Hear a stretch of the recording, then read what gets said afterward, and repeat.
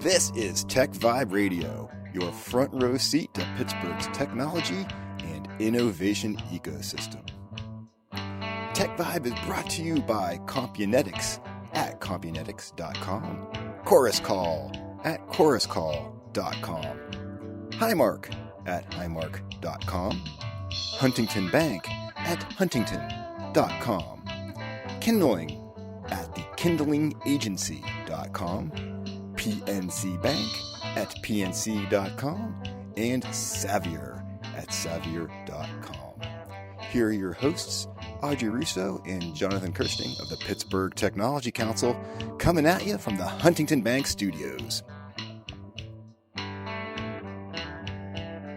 Sometimes it is so much fun doing TechVibe, Audrey. I can't believe we get to do this every single Sunday. We get to sit down with some of the coolest people in Pittsburgh talking about what they're building here, and especially with someone like Mike Embrescia from Carnegie Robotics. An old friend in the house. That's what I'm saying. An old friend in the house. It's great to have him here with us because, in my humble opinion, I think Carnegie Robotics is just the picture-perfect company of what's going right in Pittsburgh. When it comes not just to tech. No, you have me. The smoke and mirrors are amazing over there. But no, seriously, when I go there, I look at a place. Every time I roll into your facilities, I see you guys working on everything and anything. You have vehicles, apparatus, stuff going on because you're basically making everything autonomous. Yeah, it's for the government. It is a candy store. Yeah, it's for paying customers, which is what Audrey and I love the most, right? So we're glad to have you here, Mike. Nothing is there for free. No, it's great to be back. Yeah, because it's been too long since we've had you on. I'm like, I want an update as to what's happening with Carnegie Robotics because every time I talk to you, there's a new project you're working on. Yeah. Well, why don't we just set the stage first? Just give a little history. Just tell us the quick story if you can. Sure, absolutely. It's good to be back. I miss you guys. Yeah. It's always deja vu when I come in this room. But yeah, it's great. Carnegie Robotics is one of the old mainstays. Founded in 2010, spun out of Carnegie Mellon University, the NREC, National Robotics Engineering Center. John Bears, our founder, our CEO, a wonderful human being, great guy. He is the best. He's going on the Mount Rushmore of robotics, no question. And when he grew NREC in the early 90s through 2010, NREC was simply the idea of NASA and CMU that wanted to do this unique experiment in the area of field robotics. And they planted it in Lawrenceville, PA, which was the manufacturing and industry and steel making heartland. The old Heppenstall mill, right? That's right. And, but when they decided to do that, Lawrenceville was an unpopular place. There was a lot of blighted community. There was a blighted community, a lot of abandoned buildings, a lot of crime. You could purchase a city block for $40,000. True story. No mustache wax to be found anywhere. No, nothing. No hipster anything. Nothing. But when they did that, it provided a spark to the region. And when NREC and John grew through 2010, he got impatient and said, I love everything about the university. Carnegie Mellon is so wonderful in all that they do, but we take it to the brink, but we don't build the product. You design it, you hand it over, you throw it over the fence, but you're not producing it. So Carnegie Robotics, CRL as we like to call it, CRL was born in a trailer, essentially, an ISO-sized trailer in the lot. That trailer grew to essentially 2. And then in 2013 grew to the Heppenstall. Was that called the double wide? That was the double. Exactly. Whatever it was, a shipping container, really. But in 2013 it grew to our facility just along the way, about 2 blocks away. And a beautiful 5-acre campus. It's owned by the RIDC. And again, Don Smith and Tim White and company, wonderful partners. Nobody wanted to live in Lawrenceville. So they took a chance on us. We took a chance at the time. This is before my time. And the company got a nice resurgence. It was a dirt floor that got, I remember. Coils and concrete to heat it and built those 3 internal floors. And then the company had a nice little jolt. 2015, Travis Kalanick from Uber came by. Nobody knew who Travis was. And essentially wanted to buy the company. And he just dropped by. He literally just dropped I didn't realize he wanted to buy it too. Yep. That's JB, cool. John Bears didn't even know who he was. So who are you? He did not know who he was. And they wanted to buy the company. Have you heard of Uber, everybody? Have you heard of Uber? I was still relatively young. I was young. But in about 5 weeks' time, an IP deal was struck where Uber acquired some of our IP and peeled off some of our team, and Uber ATG was born. JB became the founding director. The Advanced Technology Group, absolutely. Yeah. What a time that was. It was. What a time. I mean, and you all know it very well, and you were there at the beginning. This was the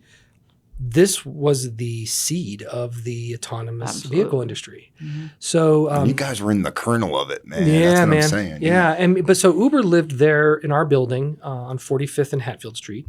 They lived there for about 10 months. Bought a vehicle lift, started upfitting all those Volvos and those Ford Fusions you saw on the street. And then the San Francisco money poured in. And everybody started gobbling up real estate all over Lawrenceville. JB was there. He grew it to about 1,000 people, about 1 million miles of on-road autonomy. But what was fun about it is, Drew and Chris go and start Aurora, and Brian and Pete start Argo, and people go to Locomation. It's kind of fun as you give us this tour, remembering all the tentacles. This is the hub spoke to its finest. And then finally, 2017, JB and everybody came back, and we've grown like gangbusters since. So where we are today, we're about 170 people, still based in Lawrenceville. We have 2 buildings. Right next to each other there. We have our 5 acres in Lawrenceville, and then right across the railroad tracks, we have a building that's actually larger than our headquarters building. And we do 2 things. We engineer autonomy for large OEMs. We engineer it for the government, for the DoD, and a lot of military. And then we, of course, produce the products that power that autonomy, specifically stereo cameras and pose filter, where's that robot in the world, right. All that it's cool the stuff you don't necessarily see on the device, but it makes the device autonomous. It is the proverbial, shovel and pickaxes of the days of yore, right? This is what powers it. This is the unsexy stuff. And candidly, it's probably a huge part of our future. That's what it's all about. Yeah. I know. I like that tour down memory lane. I do. I had like all these, remember we went down there to do radio, and the place was all dirt. It was a dirt floor. And we sat on buckets. We sat on newspaper or and something. And someone happened to bring a handkerchief that they put out and sat on that. Yeah. Here's another cool fact that, because a lot of businesses listen to this broadcast, we are still privately held. We have 0 outside investors, no venture capital. You always bring that up, and I love that. Always. And there's no venture capital, no private equity money. We eat what we kill, and that's just the way that it is. And I can't throw you some shekels and invest in the company. You can't. No, there's not one outsider that's part of our cap table. I'm blessed to be, an owner in the company. I'm one of the top 3 executives in the company, and life is good. Life is good there. We have a stellar team. Yeah, it's like I said, it's one of those stories when Audrey and I see it, we're like, these are the types of companies that are just making Pittsburgh. Yeah. And that's why it's so much fun to have you hanging out with us today to learn all about it. I think what's really important that Mike highlighted is that was the spark that unleashed that little flywheel. And, I say little because we're still, these other companies are still really at the earliest stages. Yeah. But when you think about the journey across all those companies and what came out of NREC, and then what came out of ATG, was just... JB would be, if he was sitting here, he would tell you that, I don't know, he would say if I necessarily started the company the right way. Interesting. Didn't have a product. He had an idea, and he did kind of a reverse IP swap with, license with Carnegie Mellon at the time. Now, mind you, this was 2010, and Carnegie Mellon, CMU owns the name Carnegie. So it's going to be tough now they probably were a little bit more lenient then because it was so new. So they're going to be a little, to their credit, a little bit more savvy probably as to how they license out the name or license out any IP. Yeah.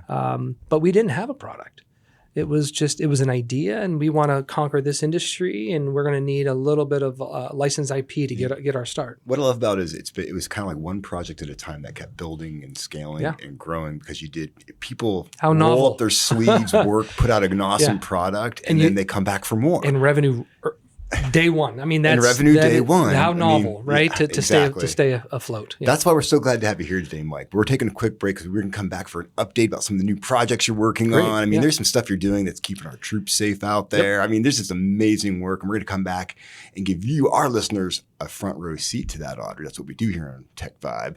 And to remind everyone, this is Jonathan Kirsting. And this is Audrey Rousseau. We're from the Pittsburgh Technology Council. Go to pghtech.org. And while you're at it, go to carnegierobotics.com, for crying out loud. You will have so much fun rolling around on their site because you can really get an idea as to all the crazy things that they work on. We'll be right back after this quick break. Compunetics is the leading developer of unified voice, video, and data collaboration and conferencing applications for the service provider, government, and unique workflow applications. The Summit Olympus and Evergreen platforms, driven by their encrypted user interfaces, enable powerful and secure collaboration. Combined with world-class support and innovative professional services, Compunetics delivers the right solution every time. Learn more at compunetics.com. Every company needs to attract and keep talented people. To do it, you need a strong company story told by those who experience it every day, your employees. So invite your people to be your brand voice and let the Kindling Culture Agency gather and ignite your stories to engage and attract your people. Learn how at sparksomething.big.com. That's sparksomething.big.com. Your dial is set to TechVibe Radio, brought to you by Compunetics, Chorus Call, Highmark, Huntington Bank, Kindling, PNC Bank, and Savier. Here are your hosts, Audrey Rousseau and Jonathan Kirsting of the Pittsburgh Technology Council, coming at you from the Huntington Bank studios. Welcome back, everybody. It's such a great Sunday morning when we have someone like Mike Embrescia hanging out with us from Carnegie Robotics. Please go to carnegierobotics.com. You'll thank me if you go there, because you're going to see this is a company right here in Pittsburgh building amazing stuff. Everything from like yachts from Brunswick that can dock themselves, it's military stuff. Do you know that from your yacht? Yes, they're very difficult, I was kind of hoping we'd continue the conversation from break, but now that you want to talk real business. Absolutely. We've done a good job of diversifying the business. So I'd say it was probably around 4 or 5 years ago, we looked at our revenue mix, and, given that we are a privately held business, we have to be very thoughtful to, the horizon of where we're going in 3 to 5 years. Mm-hmm.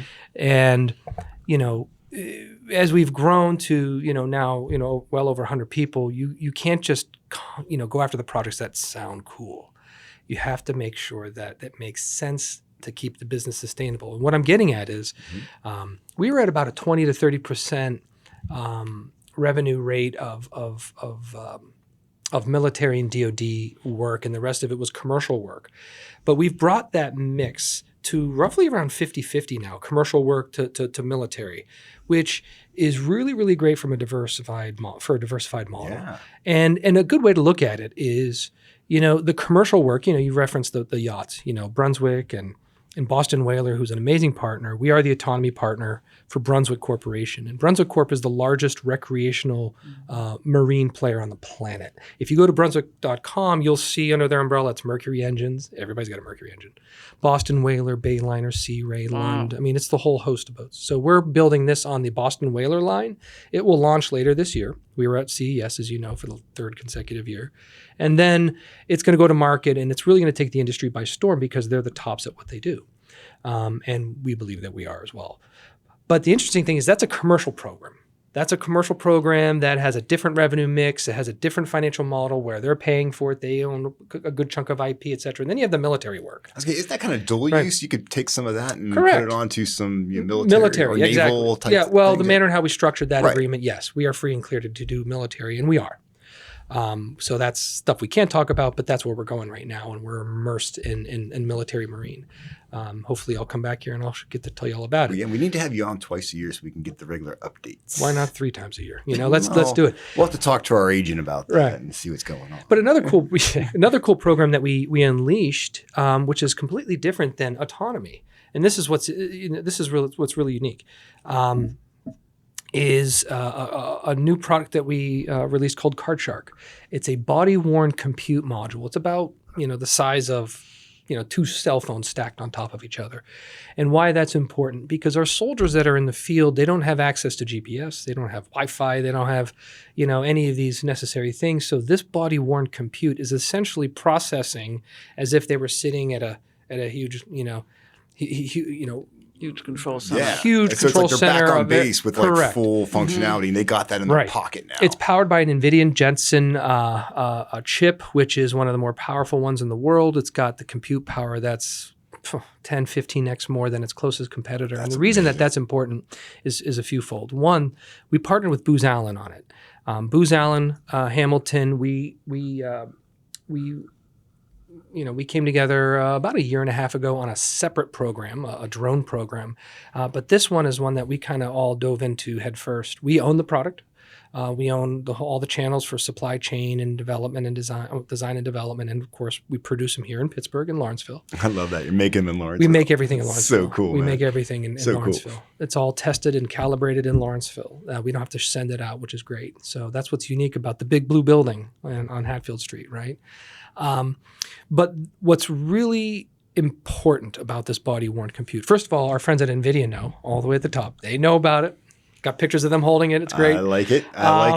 So hopefully we'll be able to share that soon. But this is providing our soldiers the necessary resources and compute power in the field to identify friendlies, to identify a firing solution. If there's a plane coming overhead, hey, you have to drop something over there. We will never do anything that is a threat or to hurt anybody, but we have to provide them the power to conduct that, because it's all about keeping our soldiers safe, keeping them out of harm's way. Hell, this thing is so cool. If you were wearing goggles, you get to go into a location where there's signage or billboards or, going through literature that's in a different language. It will translate everything for you, like right on the spot. It's really impressive. I can show you on my computer what it does. It's neat.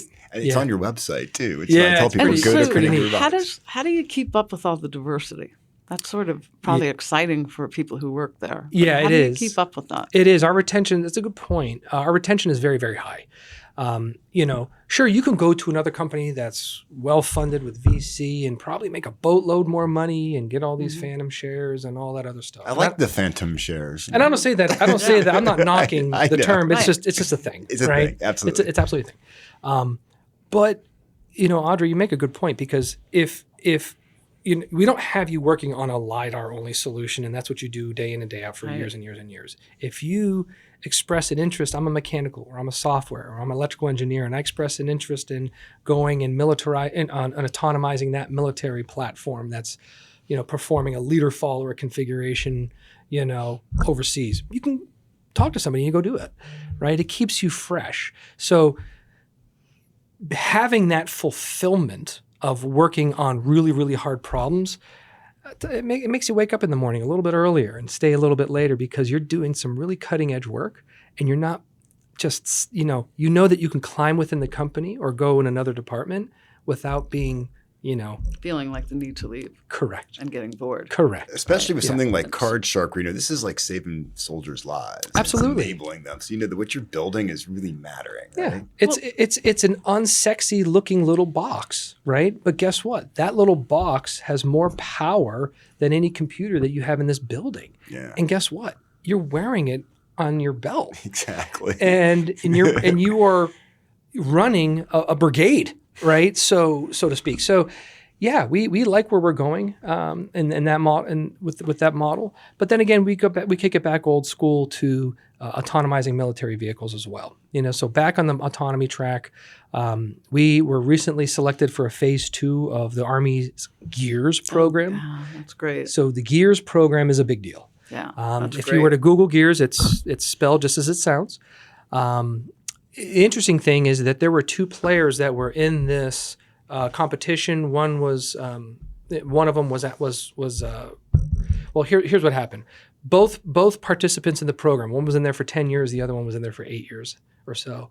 And we came in last year and we had a 9-month period of performance. And what the program was taking 4 15-ton trucks, or big tow trucks that take big shipping containers, and autonomizing them to go from the port or the airport out to the forwarding op or the base, etc. We thought, hey, they're on it for 10 and 8 years, and 9 months. They're just getting another bid. We ended up winning. We won. And one of those. And so how long is that contract now? Well, one of those participants was removed from the program. So we're competing against the longer tenured one. That's probably another year and a half. So, another year and a half under an Army contract. Hopefully we win that. And if we do, it's not just winning that program and that gold star, that badge of honor that we have. It's essentially the Army's going to look at that autonomy stack and that sensor package. Sensors as in the stereo cameras and all the good cool stuff. Yeah. That's built in the big blue building and exactly. down in Lawrenceville. You're gonna need some more space, man. Yeah, I like this. Yeah. Guess what? That means the Army and other services will likely adopt that stack.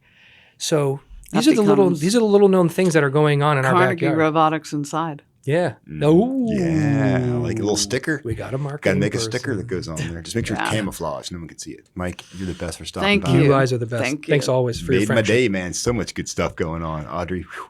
We're coming back next week, I swear. More fun stuff. Maybe not as fun as Mike, but we're always back on the air. So, and if you need us on demand, just wherever you get your podcasts, look for TechVibe. This is Jonathan Kirsting. And this is Audrey Rousseau. We are from the Pittsburgh Technology Council. All day, all along, we love helping tech companies succeed. Simple as that. Go to pghtech.org.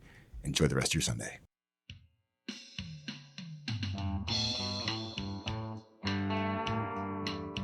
Thanks for geeking out with us on TechVibe Radio. Tune in next Sunday for more tech and innovation stories right here from Pittsburgh. TechVibe is brought to you by Compunetics at Compunetics.com, Chorus Call at ChorusCall.com, Highmark at Highmark.com, Huntington Bank at Huntington.com, Kindling at TheKindlingAgency.com, PNC Bank at PNC.com, and Savior at Savior.com. And we're always coming at you from the Huntington Bank Studios.